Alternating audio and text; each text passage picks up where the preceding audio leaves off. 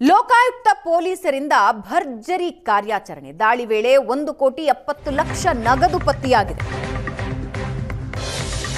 ವಸತಿ ಶಿಕ್ಷಣ ಸಂಸ್ಥೆ ಎಂಜಿನಿಯರ್ ಜನಾರ್ದನ್ಗೆ ಸೇರಿದ ಹಣ ಇದು. ಎಚ್ಎಂ ಜನಾರ್ದನ್ ಅಧೀಕ್ಷಕ ಅಭಿಯಂತರರು, ಕರ್ನಾಟಕ ವಸತಿ ಶಿಕ್ಷಣ ಸಂಸ್ಥೆಗಳ ಸಂಘ. ಇವರ ಮೇಲೆ ಅಕ್ರಮ ಆಸ್ತಿ ಸಂಪಾದನೆ ಆರೋಪದ ಮೇಲೆಗೆ ಬೆಂಗಳೂರು ಗ್ರಾಮಾಂತರ ಲೋಕಾಯುಕ್ತ ಪೊಲೀಸ್ ಠಾಣೆಯಲ್ಲಿ ಪ್ರಕರಣ ದಾಖಲಾಗಿತ್ತು. ಸದರಿ ಪ್ರಕರಣಕ್ಕೆ ಸಂಬಂಧಿಸಿದ ಹಾಗೆ ಒಟ್ಟು 6 ಸ್ಥಳಗಳಲ್ಲಿ ಶೋಧ ನಡೆದಿತ್ತು.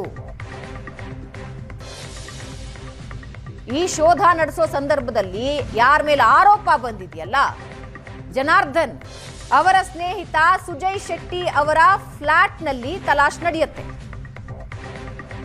ಆ ಸಂದರ್ಭದಲ್ಲಿ 1,70,00,000 ರೂಪಾಯಿ ಹಣ, ನಗದು, ಕ್ಯಾಶ್ ಪತ್ತೆಯಾಗಿದೆ. ಇನ್ನು ಶೋಧ ಕಾರ್ಯ ಮುಂದುವರೆದಿದೆ. ಅಧಿಕಾರಿಗಳ ಹಣ ಎಣಿಸ್ತಾ ಇರೋದನ್ನ ನೀವು ನೋಡ್ತಾ ಇದ್ದೀರಾ.